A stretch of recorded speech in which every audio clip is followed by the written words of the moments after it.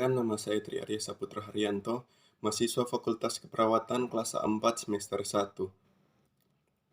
Dengan NIM 21142011135. Saya akan memenuhi tugas video dari mata kuliah Ilmu Dasar Keperawatan dengan dosen pembimbing Nurse Fania Tampilang Eskep MKes. Baiklah, saya akan menjelaskan tentang struktur fungsi jaringan. Pengertian jaringan adalah gabungan dari beberapa atau banyak sel yang memiliki fungsi yang sama dalam suatu ikatan. Struktur jaringan penyusun tubuh dapat dikelompokkan menjadi 4 kelompok, yaitu jaringan epitelium, jaringan ikat, jaringan otot, dan jaringan syaraf. A. Jaringan epitelium. Jaringan epitelium merupakan jaringan penutup permukaan tubuh, baik permukaan tubuh sebelah luar maupun sebelah dalam. Permukaan sebelah luar yang memiliki jaringan epitelium adalah kulit. Sedangkan permukaan sebelah dalam tubuh yang mengandung epitelium adalah permukaan dalam usus. Paru-paru, pembuluh darah, dan rongga tubuh. Jaringan epitelium dapat berasal dari perkembangan lapisan ektoderma, mesoderma, atau endoderma. Nama epitelium sangat erat hubungannya dengan letaknya di dalam tubuh. Epitelium yang melapisi dinding dalam kapiler, darah, pembuluh limfa, dan jantung disebut endotelium. Endotelium berasal dari perkembangan laosan mesoderma, sedangkan epitelium yang melapisi rongga tubuh. Misalnya perikardium, pleura, dan peritoneum disebut mesotelium. Mesotelium juga berasal dari lapisan mesoderma. Sel-sel epitelium terikat satu dengan yang lainnya oleh zat pengikat, semen, antar sel, sehingga hampir tidak ada ruang antar sel. Jaringan epitelium dapat dikelompokkan berdasarkan jumlah lapisan dan bentuknya, serta berdasarkan struktur dan fungsinya. 1. Epitelium berdasarkan jumlah lapisan sel dan bentuk. 2. Kriteria yang digunakan untuk mengklasifikasikan epitelium adalah jumlah lapisan sel dan bentuknya berdasarkan jumlah lapisannya. Epitelium dapat dibedakan menjadi epitelium sederhana dan epitelium berlapis.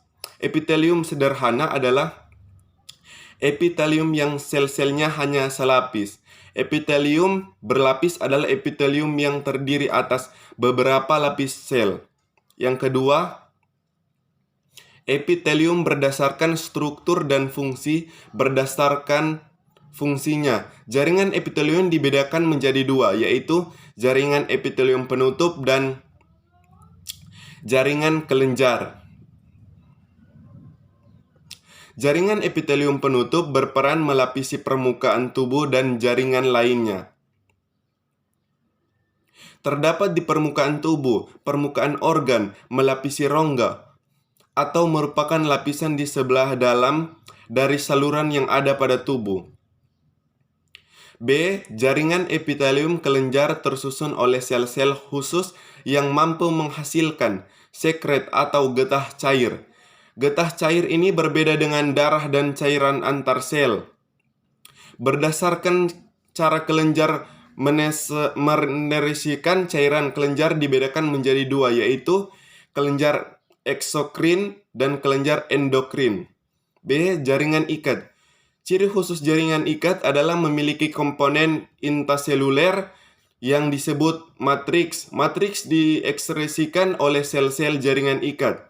Dengan demikian, secara garis besar jaringan ikat terdiri atas sel-sel jaringan ikat dan matriks berdasarkan bentuk dan reaksi kimianya.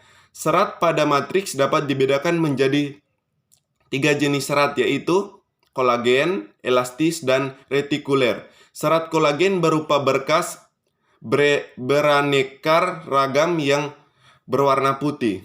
Seratnya mempunyai daya renggang yang tinggi dengan elastisnya yang rendah.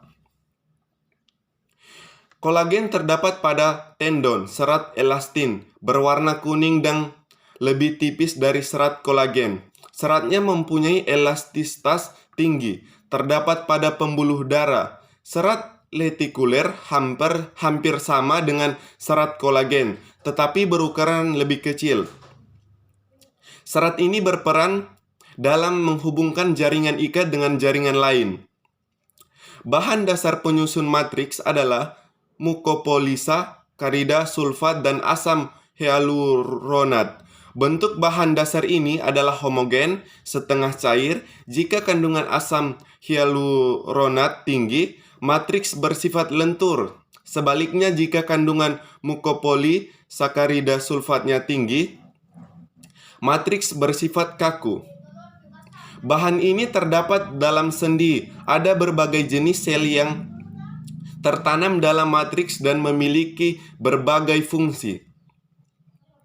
Antara lain, fibroblast mensekresikan protein, mokfrog berbentuk tidak teratur dan khusus, terdapat pembuluh darah sel tiang, menghasilkan substansi heparin dan histamin, sel lemak khusus untuk menyimpan sel lemak. Sel darah putih melawan fotogen dan dapat bergerak bebas. 1. Jaringan ikat longgar. Susunan seratnya longgar dan memiliki banyak substansi dasar. Fungsinya antara lain membentuk organ dalam, misalnya sumsum, tulang, dan hati, menyokong, mengelilingi, dan menghubungkan elemen dari seluruh jaringan lainnya. Misalnya menyelubungi serat otot, melekatkan jaringan di bawah kulit. 2. Jaringan ikat padat. Susunan selnya padat dan memiliki sedikit bahan dasar dan sedikit sel jaringan ikat. Jaringan ikat padat dibagi menjadi 2, yaitu jaringan ikat padat tak teratur yang terdapat pada bagian dermis, kulit, dan pembungkus tulang. Jaringan ikat padat teratur yang terdapat pada tendon. Yang ketiga, jaringan tulang. Tulang rawan kartilago. Ada 3 jenis tulang rawan, yaitu tulang rawan hialin memiliki serat kolagen yang tersebar dalam bentuk anyaman halus dan rapat. Tulang rawan elastis, serat kolagen yang tidak tersebar dan bentuk serat elastis bergelombang. Tulang rawan fibrosa, serat kolagen kasar dan tidak teratur. Lakunannya bulat atau bulat teratur dan berisi sel-sel kondrosit. Tulang sejati osteon, sel tulang disebut osteon. Osteon terletak di dalam lacuna. Osteosit dibentuk oleh osteoblast antara osteosit yang satu dengan yang lain. Dihubungkan oleh kanalikuli. Matriks penyusun tulang adalah kolagen dan kalsium fosfat yang memperkeras matriks sehingga tulang lebih keras. Tulang tersusun atas unit-unit yang dinamakan sistem Havertz. Setiap Havertz mengandung pembuluh darah.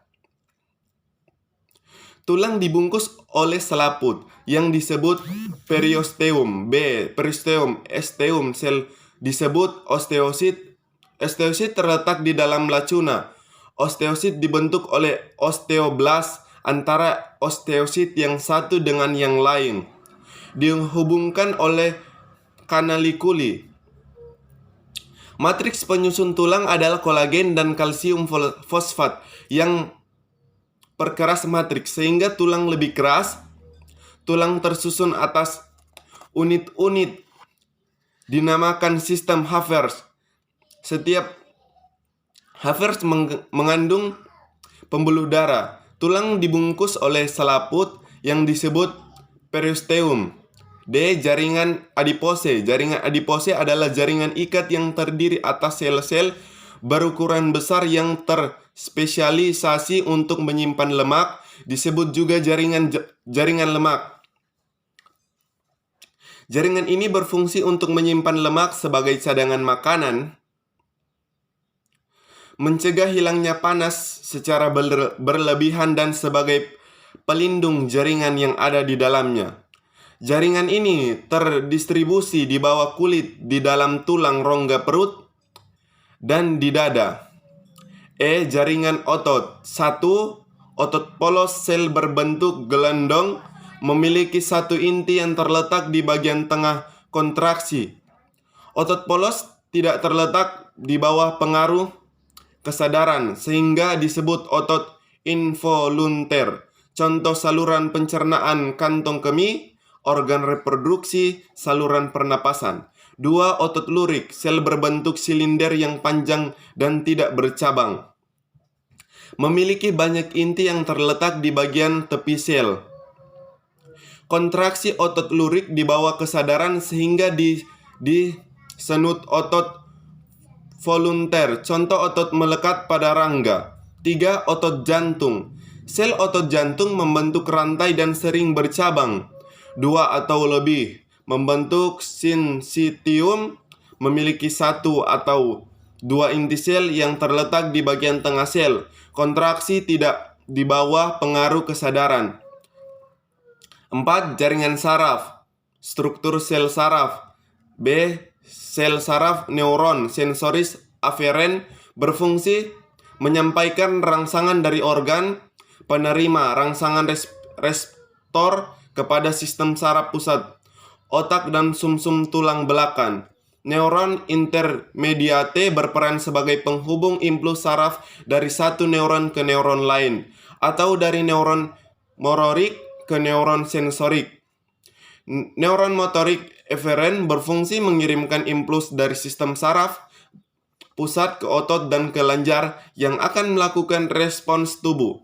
Pada umumnya, neuron motor menerima impuls dari neuron intermediate. Ada kalanya impuls ditransmisikan dari neuron sensorik ke neuron motorik. Jika Anda sudah memahami uraian materi di atas, sekarang coba Anda kerjakan latihan di bawah ini. Jawablah pertanyaan di bawah ini berdasarkan bacaan.